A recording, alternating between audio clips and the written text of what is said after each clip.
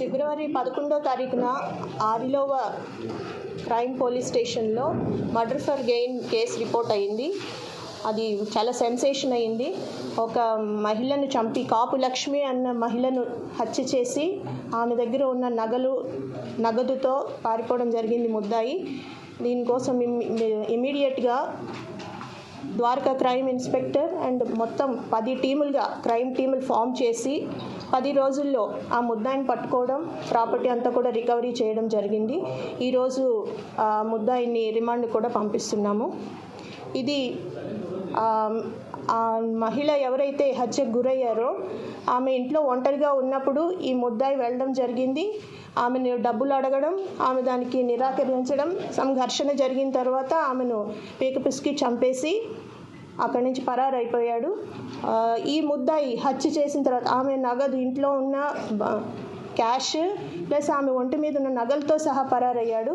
మనం సైంటిఫిక్గా ఒక 10 టీమ్స్ అవిరామంగా కృషి చేసి క్రైమ్ టీమ్స్ ఆ ముద్దాయి హత్య చేసిన తర్వాత పోలీసులను ముప్పతిప్పలు పెట్టాడు. కానీ సైంటిఫిక్గా అతన్ని వెంటాడి అతను ఫస్ట్ వారణాసి పారిపోయాడు, ఆ తర్వాత ఢిల్లీ, మరలా ఢిల్లీ నుంచి రాయగఢ్ నుంచి మరలా వెనక్కి రావడం జరిగింది. విశాఖపట్నం నుంచి చెన్నై పారిపోతున్న క్రమంలో మనకి ఇన్ఫర్మేషన్తో పట్టుకోవడం జరిగింది. పట్టుకొని మొత్తం ప్రాపర్టీని రికవరీ చేయడం జరిగింది. ఇతని పేరు వంజరాపు శివగంగరాజు. ఇతను బొబ్బిలి పట్టణానికి చెందిన వ్యక్తి. ఇతని మీద అంతకుముందు కూడా కొంచెం క్రిమినల్ హిస్టరీ ఉంది. సో ఈరోజు ఆ ప్రాపర్టీ అంతా రికవరీ చేయడం జరిగింది. ముద్దాయిని రిమాండ్కి పంపిస్తున్నాం. మేడం, సెల్ఫీ వీడియో ఎప్పుడు పోస్ట్ చేశాడు సోషల్ మీడియాలో శివ? సెల్ఫీ వీడియో తను చేసిన తప్పుకి కానీ అప్పులకి కానీ నా కుటుంబానికి నాకు ఎట్లాంటి సంబంధం లేదు అని చెప్పి అతను ఒక వీడియో పోస్ట్ చేయడం కూడా జరిగింది. ఇది ఎప్పుడు జరిగింది? ఇది మనకి దొరికే దగ్గర టైంలోనే పోస్ట్ చేయడం జరిగింది. దీన్ని బట్టి కూడా మనకి లీడ్ వచ్చింది. దానివల్ల అతన్ని అప్రహెండ్ చేయడం సులువైంది. అంటే నేరుగా లక్ష్మి ఇంటికి ఈ శివ వెళ్ళడం జరిగింది కదా, ఇద్దరి మధ్య ముందేమైనా పరిచయం ఉందా, ఎట్లా? అంటే పరిచయం ఉందండి. దాదాపు ముద్దాయి చెప్పిన దాన్ని బట్టి 15 ఇయర్స్, దాదాపు 15 సంవత్సరాల నుంచి పరిచయం ఉంది. ఇన్స్టాగ్రామ్లోని ఫస్ట్ సమ్ మిస్డ్ కాల్లో రాంగ్ కాల్లో ఏదో సమ్ జరిగింది, ఆ రకంగా పరిచయం మొదలైంది. అప్పటి నుంచి కూడా ఇన్స్టాగ్రామ్లోని ఫాలోయింగ్ ఇవన్నీ ఉన్నాయి. అప్పుడప్పుడు ఈ చనిపోయిన మృతురాలు కొంత డబ్బు కూడా ఇవ్వడం, సాయం చేయడం ఇవన్నీ జరిగాయి. రీసెంట్గా ఇతను ఎప్పుడైతే డబ్బులు ఉన్నాయి, ఇతనికి బెట్టింగ్ దాదాపు ₹1 కోటి పోగొట్టుకున్నట్టు తెలుస్తుంది అతని కన్ఫెషన్లోనే. అలాగే ప్రస్తుతం 25 లక్షల వరకు అప్పు కూడా ఉంది. దానికోసం ఇతనికి డబ్బు చాలా అవసరమయ్యి, ఈమె పరిచయం ఉంది కదా, చాలా కాలంగా పరిచయం ఉండడం వల్ల ఈవిడ కూడా అంటే స్తోమత ఉన్నవారు, మంచి డబ్బున్న ఫ్యామిలీ. సో ఆమెను అడగడం జరిగింది. మరి ఆమె ఎందుకో నిరాకరించిందో, మరి ఏం జరిగిందో మనకి క్లియర్గా తెలియదు. ఆమెను ఇలా హత్య చేయడం జరిగింది. శివకి ఒక సెల్ ఫోన్, బొబ్బిలి పట్టణంకి చెందిన వ్యక్తి ఇతను. ఒక సెల్ షాప్ అయితే ఉంది. టాటూ శివ అని కూడా ఇతనికి మారుపేరు ఉంది. టాటూస్ అవి వేస్తూ ఉంటాడు. అలాగే వాళ్ళ ఇంట్లో వాళ్ళు కూడా కొంచెం ఎంబ్రాయిడరీ వర్క్స్ అవి చేయడం, ఒక పిండి మిల్లు లాంటిది ఒకటి రన్ చేయడం, అలా కొంచెం ఉన్నవాడే. కానీ వ్యసనాలకు అలవాటు అయిపోవడం వల్ల, చాలా అప్పుల పాలు అయిపోవడం వల్ల డబ్బులు చాలా అవసరమయ్యి ఇలా చేసినట్టు మనకి తెలుస్తుంది.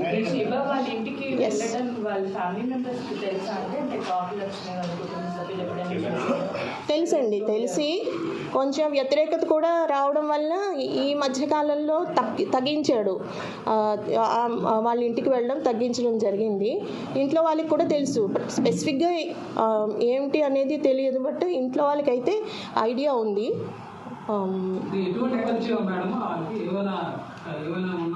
అది మనకి తెలియదండి. లాంగ్ పరిచయం ఉంది. 15 ఏళ్ళుగా అతనే ఒప్పుకోవడం జరిగింది. 15 ఏళ్ళుగా ఆమె పరిచయం అని చెప్తున్నాడు. ఎటువంటి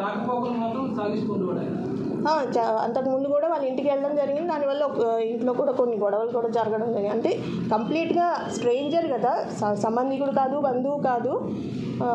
అందువల్ల కొంచెం గొడవ కూడా జరిగినట్టుంది.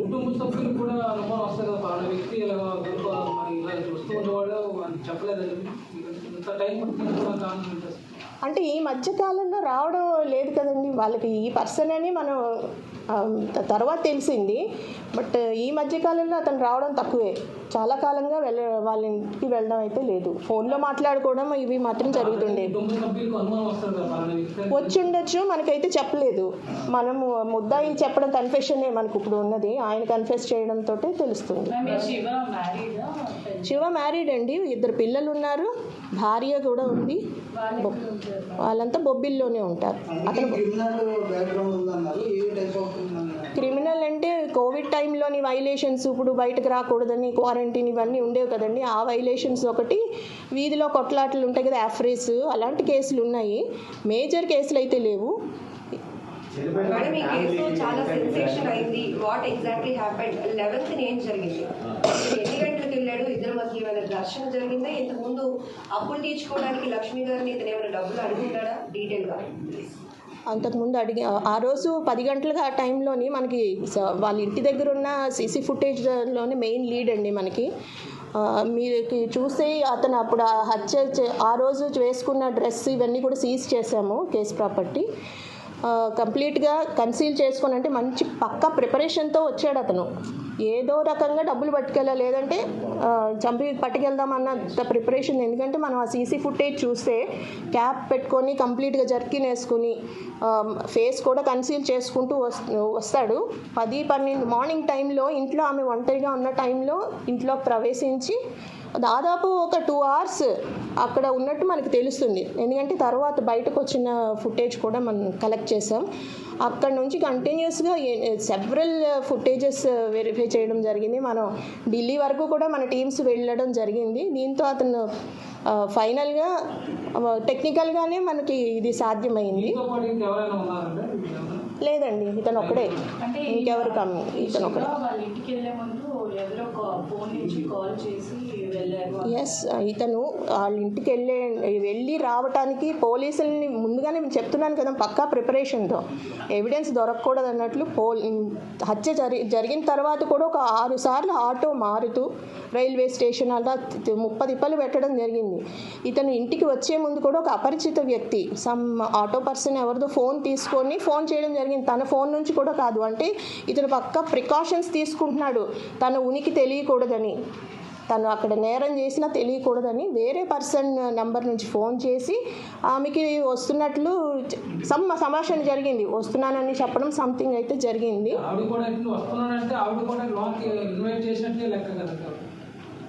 అంటే అవును, ఫోర్స్ఫుల్ ఎంట్రీ అయితే కాదు, పరిచయం ఉంది కదండి, పరిచయం ఉంది కదా. కానీ ఇట్లా హత్య చేస్తాడని ఆవిడకి తెలియకపోవచ్చు కదా. డబ్బులు అడుగుతాడు, కొంత డబ్బు అయితే ఇవ్వగలుగుతుంది, లక్షల్లో అడిగినట్టు తెలుస్తుంది మరి.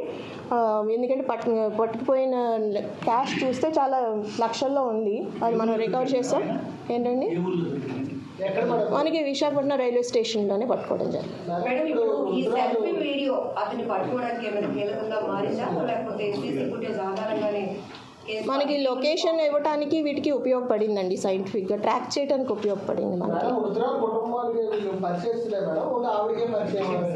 అది మనం క్లియర్గా చెప్పలేమండి, తెలిసి ఉండొచ్చు, ఎందుకంటే కొన్ని గొడవలు కూడా జరిగినాయి. తను అపరిచిత వ్యక్తి అంత ఫ్రీక్వెంట్గా రావడం అనేది తెలిసి ఉండొచ్చు, తెలియకపోయి ఉండొచ్చు. మనకైతే ముద్దాయి చెప్పిందే ఆవిడతో అయితే పరిచయం ఉందని చెప్తున్నాడు 15 ఏళ్ళుగా.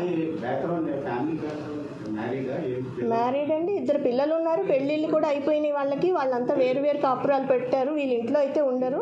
ఈమె భర్త మనకి జీవీఎంసీ ఎంప్లాయీ, హార్టికల్చర్ డిపార్ట్మెంట్ ఎందులోని జీవీఎంసీ ఎంప్లాయీ. ఆ రోజు కూడా ఆయన డ్యూటీకి వెళ్ళిపోయారు. ఆయనకు కూడా ఈమె ఫోన్ చేస్తే లంచ్కి వస్తారని అడగడం జరిగింది. ఈరోజు ఇప్పుడు రావట్లేదని చెప్పడం జరిగింది. ఇంట్లో అయితే ఎవరు లేదు, ఈవిడ ఒంటరిగా ఉన్నప్పుడు ఈ హత్య చేసి పరారవడం జరిగింది.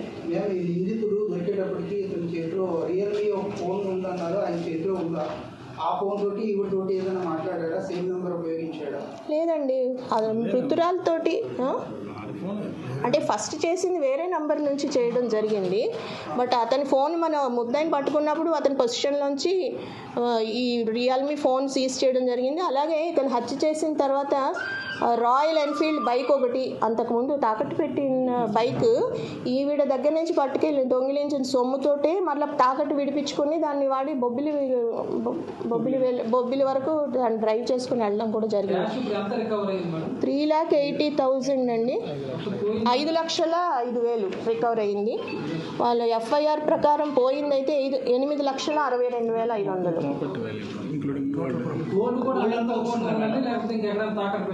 అని మొత్తం నేను చెప్పింది పోయిన బంగారం క్యాష్ అంతా కలిపి 8,62,500.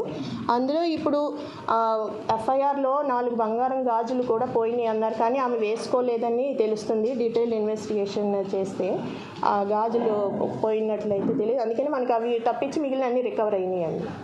మేడం, ఇంటిలో ఇంత పెద్ద మొత్తంలో బంగారం నగలు ఉండడం వల్ల అతనికి ఒక ఆశ కలిగింది, ఇదంతా జరిగింది. ఫైనల్లీ ఏం చెప్తారు మేడం? ఈ తరహా ఎక్కువగా హత్యలు జరుగుతున్నాయి డబ్బు బంగారం కోసం. అదే ఇప్పుడు స్నేహాలు చేసినప్పుడు కూడా ఆ వ్యక్తి ఎలాంటి వాడో తెలిసి కొంచెం జాగ్రత్తగా ఉంటుండాలి. ఒంటరి మహిళల్ని టార్గెట్ చేస్తున్నారు ఇప్పుడు గోల్డ్ కోసం. ఎందుకంటే రకరకాల రీజన్స్, బెట్టింగ్స్, ఇవన్నిటికి అలవాటు పడిన వాళ్ళు, అప్పుల పాలైపోయిన వాళ్ళు, ఇలాంటి ప్రవృత్తి కలిగిన వాళ్ళతోటి దూరంగా ఉండాలి. ముందుగానే ఒంటరిగా ఉన్నప్పుడు మహిళలు ఎవరైనా కూడా, వృద్ధులు, మహిళలు అంతా కూడా జాగ్రత్తగా ఉండాలి. స్నేహాలు కూడాను మంచి వాళ్ళ కాదని తెలుసుకొని చెడ్డవాళ్ళు అయితే దూరం చేయాలి. అది ఎక్కువ మొత్తంలో గోల్డ్, క్యాష్ ఇవి ఇంట్లో పెట్టుకోకూడదు, బ్యాంకులోనో లాకర్లోనో పెట్టుకుంటుండాలి. కొన్ని ప్రికాషన్స్ తీసుకొని మన పరిసరాల గురించి, మనం ఎవరితోటి మెలుగుతున్నామో ఇవన్నీ కూడా కొంచెం తెలుసుకొని జాగ్రత్తగా ఉండాలి. ఇది అడ్వైస్ పోలీస్ తరఫున. చాలా వరకు ఉపయోగపడింది. సీసీ ఫుటేజ్ వల్లే అసలు ఎవరు చేశారు ఇది అనేది మనకి ఫస్ట్ లీడ్ వచ్చింది. సీసీ ఫుటేజ్ వల్లే అతన్ని వారాణసి వరకు, అక్కడి నుంచి ఢిల్లీ వెళ్ళాడని ఇవన్నీ కూడా మనకి ట్రాక్ అంతా దొరికింది సీసీ ఫుటేజ్ వల్లనే. ఇంకా మిగిలింది సైంటిఫిక్ ఎవిడెన్స్, అన్ని డీటెయిల్స్ మనం చెప్పలేము, ట్రాకింగ్ ఇవన్నీ రకాలుగా కూడా. బట్ మెయిన్ స్టే సీసీ ఫుటేజే మనకి లీడ్ ఇచ్చింది. సో ఈ సీసీ కెమెరాస్ ఇన్స్టాలేషన్ మాత్రం చెప్తారు కదా, ఒక సీసీ కెమెరా 10 మంది పోలీస్తో సమానంగా మనకి హెల్ప్ చేస్తుంది. సో పబ్లిక్ అందరూ కూడాను సీసీ కెమెరాస్ ఎక్కువ పెట్టించాలి. ఇది మీ సమక్షంలో తెలియజేస్తాను. ప్రతి ఒక్కరికి ఈరోజు ఆదిలో ప్రతి ఒక్క పట్టబగలు కూడా తాళాలు వేసుకొని ఎవరో బంధువులు తెప్పించుకొని ఒక కాపాడాలని పరిస్థితి. దీని మీద ప్రజల్లో ఏమైనా అవగాహన కల్పించడానికి ఏమైనా?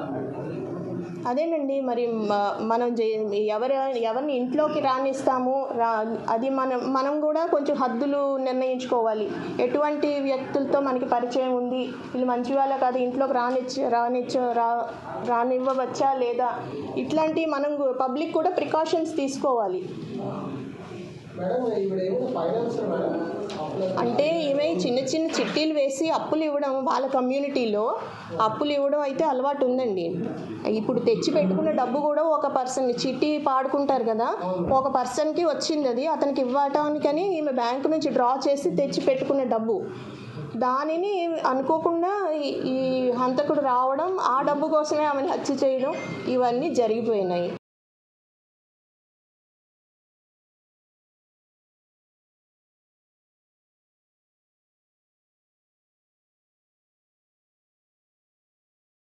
కూడా దోహదపడిందండి. ఉట్టి కాల్సే అయితే ఇంత ఫ్రీక్వెంట్గా ఇతనితో పరిచయం పెరగకపోవచ్చు. ఎందుకంటే ఇప్పుడు ఇన్స్టా రీల్స్లో ఫాలో అవడం, ఆ వీడియోస్ ఈయన ఫాలో అవడం, తను ఫాలో అవడం, ఇది కొంచెం మరి స్నేహం పెరిగింది కదా. మన చేతుల్లో ఉంది సోషల్ మీడియాని ఉపయోగించుకోవడం అన్నా, దానివల్ల సఫర్ అవ్వాలన్నా కూడా మన విజ్ఞత బట్టి ఆధారపడి ఉంటుంది. అది కేర్ఫుల్గా ఉండాలి సోషల్ మీడియాని ఎలా యూజ్ చేసుకుంటాం.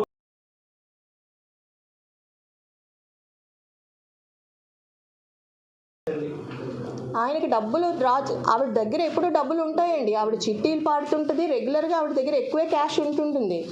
ఈ డబ్బు ఉందని అతనికి తెలియకపోవచ్చు, బట్ డబ్బులు ఉంటాయి ఆవిడ దగ్గర అనేసి ఉద్దేశంతో అడుగుదామని వచ్చాడు. బంగారం ఇవన్నీ వేసుకోవడం అతనికి తెలుసు కదా, అదైనా పట్టుకెళ్దామని వచ్చాడు. అనుకోకుండా ఈ డబ్బులు డ్రా చేసిన డబ్బులు అక్కడే ఉన్నాయి, హత్య చేసి తీసుకోండి.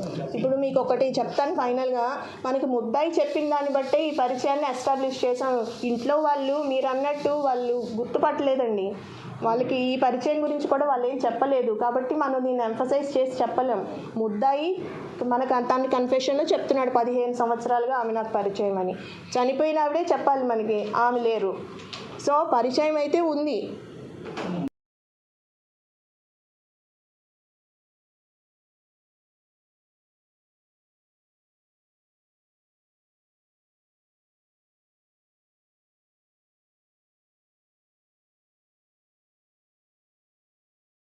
శివ ఏజ్ శివాకి 34 ఇయర్స్ ఉంటాయండి. 34. ఆవిడకి దగ్గర 49 48 ఇయర్స్. ఏజ్ గ్యాప్ డిఫరెంట్ చాలా ఉంది. పరిచయం ఉన్నదని ముద్దాయి చెప్తున్నాడు, మనం దాన్ని బేస్ చేసుకొని చెప్తున్నాం. మనం సైంటిఫిక్గా కాల్స్ తీసినా కూడా కాల్స్ ఉన్నాయి. సో లేదు కుటుంబ సభ్యులు మనకి చెప్పలేదు. అలా అయితే మరి వాళ్ళు గుర్తుపడతారు కదా, వాళ్ళైతే చెప్పలేదు. ముద్దాయి చెప్పడం మాత్రమే మనకి.